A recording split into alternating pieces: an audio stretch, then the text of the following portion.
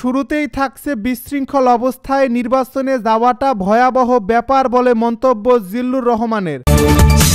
এবারে জানিয়ে দিব সাইনবোর্ডে লেখা মুজিব সড়ক, মুজিব শব্দটি কেটে দিলেন জামায়াতের কর্মীরা। এদিকে গুম অবস্থায় ভারতের কারাগারে যাওয়ার লোমহর্ষক বর্ণনা সুখরঞ্জন বালির। আরও জানাবো সবচেয়ে বিতর্কিত ফাইলগুলো পুড়ে গেছে দাবি বিএনপি নেতা রিজভীর। সর্বশেষ জানিয়ে দিব নাশকতাকারীদের কোনো ছাড় দেওয়া হবে না জানালো ধর্ম উপদেষ্টা। শুনছিলেন হাতে পাওয়া আপডেট সংবাদের শিরোনাম, এবারে বিস্তারিত। তবে তার আগে অনুরোধ রইল ভিডিওটিতে একটি লাইক দিন এবং কমেন্ট করে জানিয়ে দিন ভিডিও সম্পর্কে আপনার মূল্যবান মতামত। আরও জানিয়ে দিন ভিডিওটি কোথা থেকে দেখছেন বা কোন জেলা থেকে দেখছেন। বিশৃঙ্খল অবস্থায় নির্বাচনে যাওয়াটা ভয়াবহ ব্যাপার হবে জানালো জিল্লুর রহমান। একটা বিশৃঙ্খল অবস্থায় নির্বাচনে যাওয়াটা ভয়াবহ ব্যাপার হবে বলে মন্তব্য করেছেন সাবেক তত্ত্বাবধায়ক সরকারের উপদেষ্টা হোসেন জিল্লুর রহমান। তিনি আশা করেছেন রাজনৈতিক নেতারা এ বিষয়ে তার সঙ্গে একমত হবেন। তার মতে রাজনৈতিক পট পরিবর্তনের মাধ্যমে যে আকাঙ্ক্ষা জন্ম নিয়েছে সেটা অবশ্যই ভোটাধিকার ফেরত পাওয়ার আকাঙ্ক্ষা। সঙ্গে আরও দুটি আকাঙ্ক্ষা জোরালোভাবে নজর পেয়েছে, ইনসাফ ও মর্যাদার আকাঙ্ক্ষা।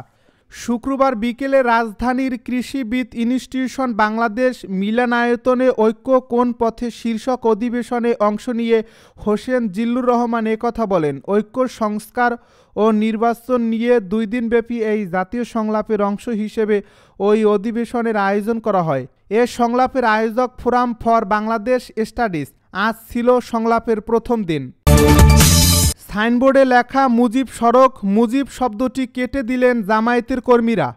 যশোরের বঙ্গবন্ধু শেখ মুজিবুর রহমান সড়কের বিভিন্ন সরকারি ও বেসরকারি প্রতিষ্ঠানের সাইনবোর্ডে লেখা মুজিব সড়ক থেকে মুজিব শব্দটি কেটে দিয়েছেন জামায়াতের ইসলামীর কর্মীরা। আজ শুক্রবার সকালে শহরের ঈদগাহ মাঠে জামায়াতের কর্মী সম্মেলনে আসা কর্মীরা বিভিন্ন প্রতিষ্ঠানের সাইনবোর্ড ক্ষতিগ্রস্ত করেন।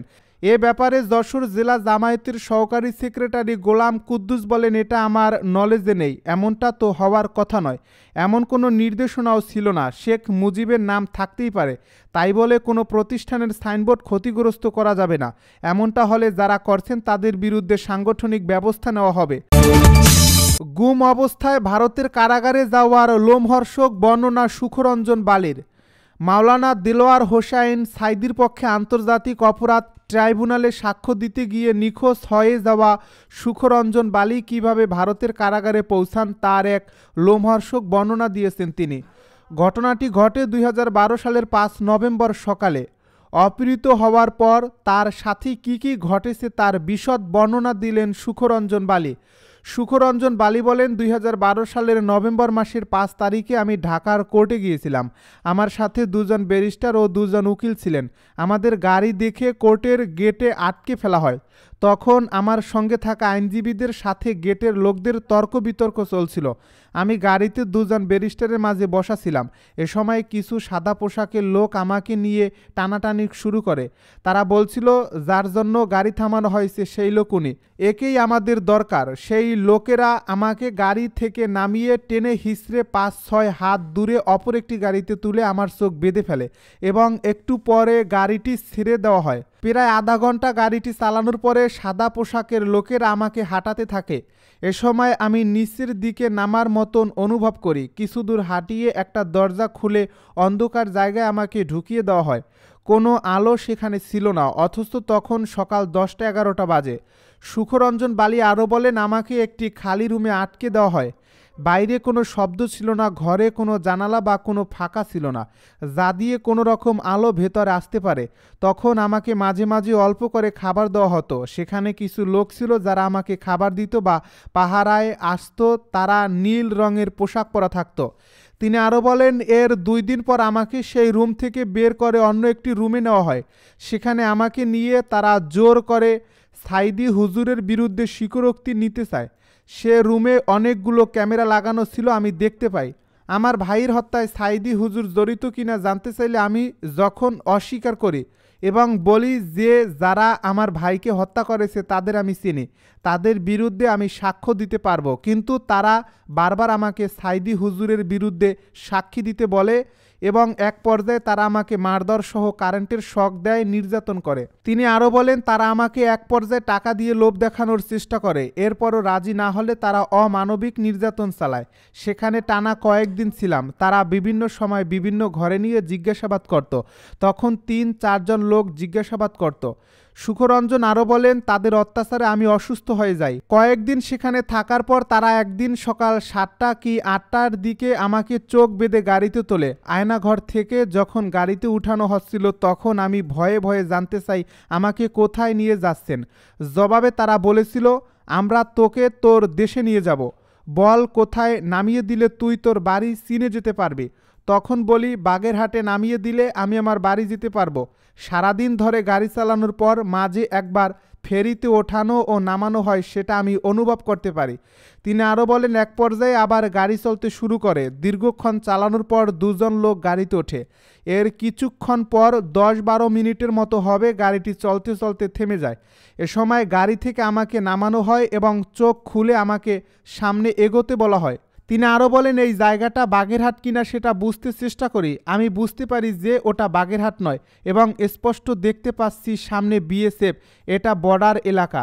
সেখানে যারা আমায় নিয়েছে কান্না করতে করতে আমি বিএসএফের হাতে তুলে না দিতে তাদের অনুরোধ করি। আমি বলি, এদের হাতে তুলে দিয়েন না, প্রয়োজনে আমাকে মেরে ফেলেন। এ কথা বলতে বলতে আমি মাটিতে পড়ে যাই। তিনি আরও বলেন, আমাকে নেওয়া গাড়ির লোকেরা জোর করে বিএসএফের কাছে দিয়ে আসে। এ সময় আমি দেখতে পাই গাড়িতে 6 থেকে 7 জন সবুজ পোশাকের পুলিশের সাথে 2 জন বিজিবির সদস্য আছেন। তখন আমি বুঝতে পারি গাড়ি থামিয়ে যাদের নেওয়া হয় তারাই বিজিবি। তিনি আরও বলেন, বাংলাদেশের একজন নিরপরাধ নাগরিককে রাষ্ট্রের আইনশৃঙ্খলা বাহিনী আরেকটি দেশের রাষ্ট্রীয় বাহিনীর হাতে তুলে দেয় কেমন করে। কান্নাজড়িত কণ্ঠে তিনি আরও বলেন, আমি যেতে না চাইলে জোর করে তারা আমাকে ধরে বিএসএফ সদস্যদের হাতে তুলে দেয়। বিএসএফ কিছু জিজ্ঞাসা না করেই আমাকে প্রচণ্ড মারপিট শুরু করে। বিএসএফ হিন্দিতে কথা বলছিল। আমাকে না মারার জন্য বাংলায় বোঝাতে চেষ্টা করি। আমার কোনো কথা তারা বুঝতে পেরেছিল কিনা আমি আজও বুঝিনি।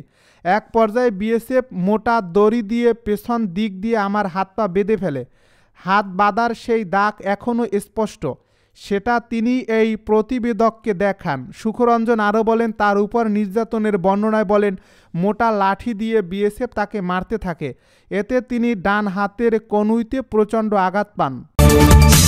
সবচেয়ে বিতর্কিত ফাইলগুলো পুড়ে গেছে দাবি বিএনপি নেতা রিজভীর। বিএনপির সিনিয়র যুগ্ম মহাসচিব অ্যাডভোকেট রুহুল কবির রিজভী বলেছেন, পতিত ফ্যাসিবাদের দোসররা এখনও ষড়যন্ত্র চালিয়ে যাচ্ছে।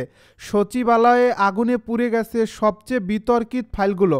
শুক্রবার বিকালে রাজধানীর ডিপ্লোমা ইঞ্জিনিয়ার্স ইনস্টিটিউশন মিলনায়তনে আলোচনা সভায় বক্তব্যে তিনি একথা বলেন।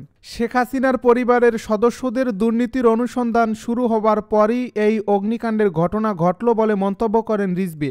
তার অভিযোগ, বিপ্লবী চেতনার লোকদের দিয়ে সরকার চালানো হচ্ছে না।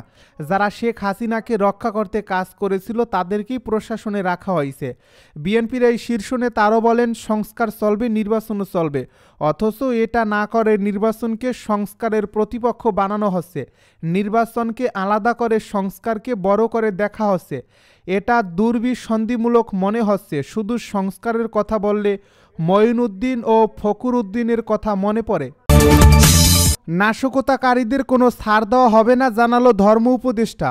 ধর্ম উপদেষ্টা ডক্টর আফামা খালিদ হোসেন বলেছেন, অন্তর্বর্তীকালীন সরকার দায়িত্ব নেওয়ার পর একের পর এক চ্যালেঞ্জের সম্মুখীন হচ্ছে। নানামুখী আন্দোলন, সংগ্রাম ও নাশকতার মাধ্যমে সরকারের পথযাত্রাকে বাধাগ্রস্ত করা হচ্ছে। এরূপ নাশকতাকারীরা কোনোভাবেই দেশপ্রেমিক হতে পারে না। আজ শুক্রবার বিকালে চট্টগ্রামের লালখান বাজারে জামেয়াতুল উলুম মাদ্রাসা মাঠে মরহুম ডক্টর জামাল নজরুল ইসলামের স্মরণ সভায় তিনি একথা বলেন। ধর্ম উপদেষ্টা বলেন, সরকার দায়িত্ব নেওয়ার প্রায় 5 মাস অতিক্রান্ত হতে যাচ্ছে। এই সময়ে প্রতি মাসেই কোনো না কোনো নাশকতামূলক কর্মকাণ্ড চালানো হয়েছে। এ সময়ে সচিবালয় ঘেরাও করা হয়েছে। এছাড়া সাম্প্রদায়িক বিষ বাষ্প সরানো এবং পাহাড়ি বাঙালি সংঘাত উস্কে দেওয়ার চেষ্টা করা হয়েছে। এমনকি প্রশাসনের প্রাণকেন্দ্র সচিবালয়ে অগ্নিসংযোগ করা হয়েছে। কিন্তু সরকার সকল চ্যালেঞ্জ মোকাবিলা করে সামনে এগিয়ে যাচ্ছে। এ সরকারের ব্যর্থ হওয়ার কোনো আশঙ্কা নেই। এই সরকার ব্যর্থ হলে আমানিশা নেমে আসবে। তিনি দেশ ও জাতির কল্যাণে সকলকে ঐক্যবদ্ধ থাকার আহ্বানও জানান। নাশকতাকারীদের প্রতি হুঁশিয়ারি উচ্চারণ করে ধর্ম উপদেষ্টা আরও বলেন, নাশকতাকারীদের কোনো ছাড় দেওয়া হবে না। সচিবালয়ে অগ্নিকাণ্ডের ঘটনায় ইতিমধ্যে উচ্চ ক্ষমতা সম্পন্ন তদন্ত কমিটি গঠন করা হয়েছে। এ তদন্তে যারা দোষী প্রমাণিত হবে তাদের বিরুদ্ধে কঠোর আইনানুগ ব্যবস্থা গ্রহণ করা হবে।